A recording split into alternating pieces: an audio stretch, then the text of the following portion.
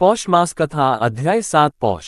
ओम श्री गणेशाय नमः। आप सभी का हमारे हिंदी स्टोरी चैनल पर स्वागत है। आप सभी का दिन शुभ हो, मंगलमय हो और भगवान गणपति जी की कृपा आप पर सदा बनी रहे। आज आप सुनेंगे पौष मास महात्म का अध्याय 7। आज के अध्याय में ब्रह्मा जी के द्वारा माली और सुमाली को सूर्य के कवच और स्तोत्र की प्राप्ति तथा सकी कृपा से उन दोनों के निरोग होने का वर्णन है। नारद जी के पूछने पर नारायण भगवान बोले, नारद मैं श्री सूर्य के पूजन का क्रम तथा संपूर्ण पापों और व्याधियों से विमुक्त करने वाले कवच और स्तोत्र का वर्णन करता हूँ। सुनो, जब माली और सुमाली ये दोनों दैत्य व्याधिग्रस्त हो गए तब उन्होंने स्तवन करने के लिए शिव मंत्र प्रदान करने वाले ब्रह्मा का स्मरण किया। ब्रह्मा ने वैकुंठ में जाकर कमलापति विष्णु से पूछा। उस समय शिव भी वही श्री हरि के सन्निकट विराजमान थे। ब्रह्मा बोले, हरे माली और सुमाली दोनों दैत्य व्याधिग्रस्त हो गए हैं, अतः उनके रोग के विनाश का कौन सा उपाय है ये बतलाए। तब विष्णु ने कहा, ब्राह्मण वे दोनों पुष्कर में जाकर वर्ष भर तक मेरे अंशभूत व्याधि हंता सूर्य की सेवा करें, इससे वे रोग मुक्त हो जाएंगे। तब शंकर जी ने कहा, जगदीश्वर उन दोनों को रोगनाशक महात्मा सूर्य का स्तोत्र कवच और मंत्र जो कल्पतरु के समान है वो प्रदान कीजिए। ब्राह्मण स्वयं श्री हरि तो सर्वस्व प्रदान करने वाले हैं और सूर्य रोगनाशक है, जिसका जो विषय है अपने विषय में ये दोनों संपत्ति प्रदायक है। इस प्रकार विष्णु और शिव की अनुमति पाकर ब्रह्मा उन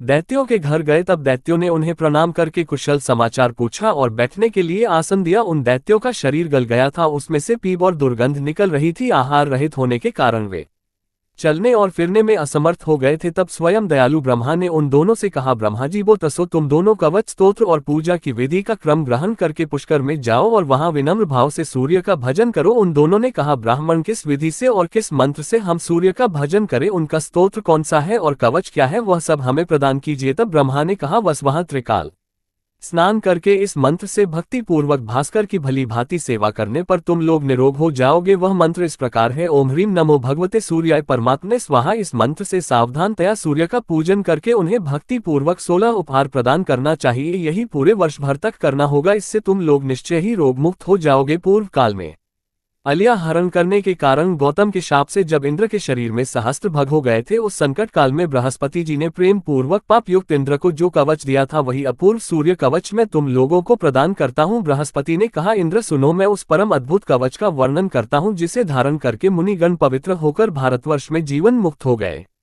इस कवच के धारण करने वाले के सन्निकट व्याधि भय के मारे उसी प्रकार नहीं जाती है जैसे गरुड़ को देखकर सांप दूर भाग जाते हैं। इसे अपने शिष्य को जो गुरुभक्त और शुद्ध हो बतलाना चाहिए, परंतु जो दूसरे के दुष्ट स्वभाव वाले शिष्य को देता है वह मृत्यु को प्राप्त हो जाता है। इस जगत विलक्षण कवच के प्रजापति ऋषि हैं, गायत्री छंद है और स्वयं सूर्य देवता है। व्याधि नाश तथा सौंदर्य के लिए इसका विनियोग किया जाता है। ये सार स्वरूप कवच तत्काल ही पवित्र करने वाला और संपूर्ण पापों का विनाशक है। हरिम ओम क्लीम श्रीम श्री सूर्याय स्वाहा। मेरे मस्तक की रक्षा करे। अष्टदशासर मंत्र सदा मेरे कपाल को बचाए। ओम ह्रीम ह्रीम श्रीम श्री सूर्याय स्वाहा। मेरी नासिका को सुरक्षित रखे। सूर्य मेरे नेत्रों की विकर्तन पुतलियों की भास्कर होठों की और दिनकर दांतों की रक्षा करे। प्रचंड मेरे गंध स्थल की मार्तंड कानों की मिहिर से कंधों का और पूष जंघा का सदा पालन करे। रवि मेरे वक्ष स्थल की स्वयं सूर्य नाभि की और सर्वदेव नमस्कृत्य कंकाल की सदा देखरेख करे। वृंद हाथों की प्रभाकर पैरों की और सामर्थ्यशाली विभाकर मेरे सारे शरीर को निरंतर सुरक्षित रखे। वत्स ये जगद्विलक्षण नामक कवच अत्यंत मनोहर तथा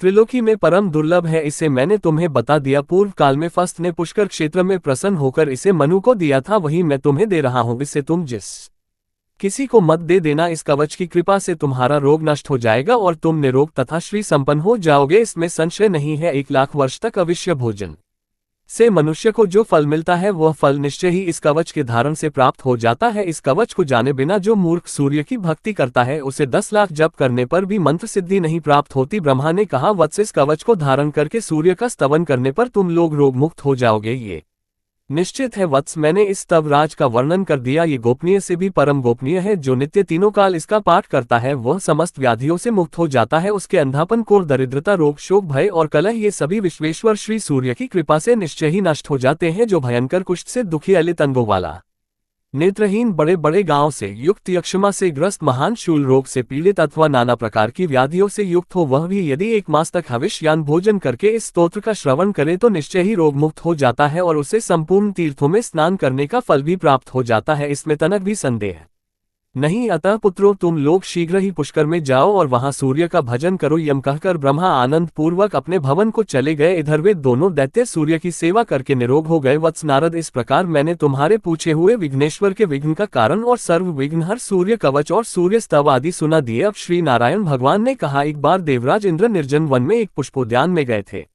वहां रंभा अप्सरा से उनका समागम हुआ। इसके बाद वे दोनों जल विहार करने लगे। इसी बीच मुनि श्रेष्ठ दुर्वासा वैकुंठ से कैलाश जाते हुए शिष्य मंडली सहित वहां आ पहुंचे। देवराज इंद्र ने उन्हें प्रणाम किया। मुनि ने आशीर्वाद दिया। फिर भगवान नारायण का दिया हुआ पारिजात पुष्प इंद्र को देकर मुनि ने कहा, देवराज भगवान नारायण के निवेदित ये पुष्प सब विघ्नों का नाश करने वाला है। ये जिसके मस्तक पर रहेगा वह सर्वत्र विजय प्राप्त करेगा और देवताओं में अग्रगण्य होकर अग्र पूजा का अधिकारी होगा। महालक्ष्मी छाया की तरह सदा उसके साथ रहेगी। वह ज्ञान, तेज, बुद्धि, बल सभी बातों में सब देवताओं से श्रेष्ठ और भगवान हरि के तुल्य पराक्रमी होगा। परंतु जो पामा अहंकार वश भगवान श्री हरि के निवेदित इस पुष्प को मस्तक पर धारण नहीं करेगा, वह अपनी जाति वालों के सहित श्री भ्रष्ट हो जाएगा। इतना कहकर दुर्वासा जी शंकरालयम को अपने सिर पर न धारण करके ऐरावत हाथी के मस्तक पर रख दिया। इससे इंद्र श्री भ्रष्ट हो गए। इंद्र को श्री भ्रष्ट देखकर रंभा उन्हें छोड़कर स्वर्ग चली गई। गजराज इंद्र को नीचे गिराकर महान अरण्य में चला गया और हथनी के साथ विहार करने लगा। उस वन में उसके बहुत से बच्चे हुए। इसी समय श्री हरि ने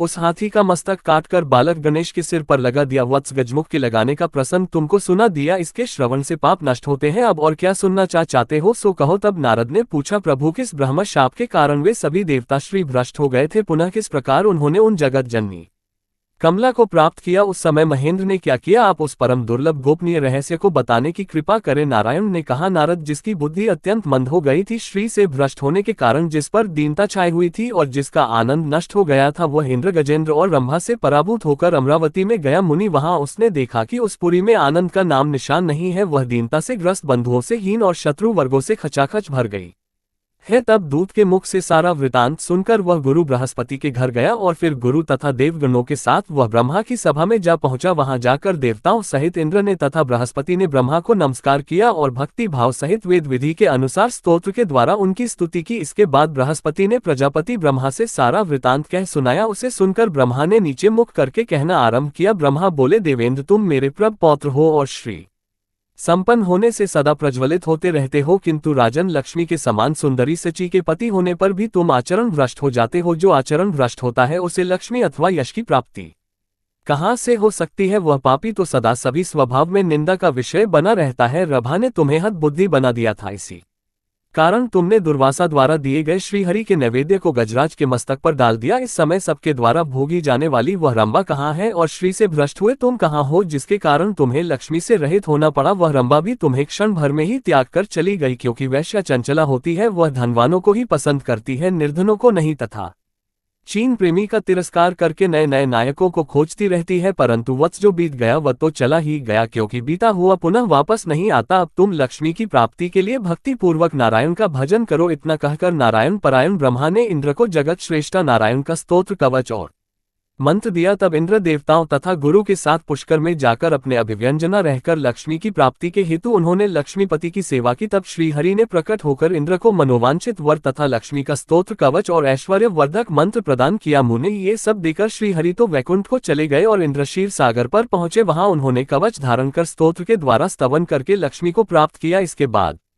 देवराज इंद्र ने शत्रु को जीतकर अमरावती को अपने अधिकार में कर लिया। इसी प्रकार सभी देवता एक एक करके अपने इच्छित स्थान को प्राप्त हुए। अब नारद जी ने पूछा, हरि के अंश से उत्पन्न हुए महाभाग नारायण, आपकी कृपा से मैंने गणेश का सारा शुभ चरित्र सुन लिया, किंतु ब्राह्मण विष्णु ने उस बालक के धड़ पर गजराज के 2 दांतों वाले मुख को जोड़ा था। फिर वह शिशु एक दंत कैसे हो गया, उसका वह दूसरा दांत कहाँ चला गया, वह प्रसंग बताने की कृपा कीजिए, क्योंकि आप सर्वेश्वर, सर्वज्ञ, कृपालु और भक्त वत्सल है। तो इसके बाद जो कुछ भी नारायण भगवान ने नारद जी से कहा, इसका वर्णन आप अगले अध्याय में सुनेंगे। अब आप सुनिए श्री गणेश चालीसा पाठ। जय गणपति सद्गुण सदन कविवर बदन कृपाल विघ्नहरण मंगल करण, जय जय जय गिरिजा लाल, जय जय जय गणपति गण राजू मंगल भरण करण शुभ काजू, जय जग बदन सदन सुखदाता विश्व विनायक बुद्धि विधाता वक्रतुंड शुचि शन सुहावना तिलक त्रिपुंड भल मन भावन राजत मणिमुक्त उर्माला स्वर्ण मुकुट शिर नयन विशाला पुस्तक पानी कुठार त्रिशूल मोदक भोग सुगंधित बर्तन सास चरण पादुका मुनि मन राजित।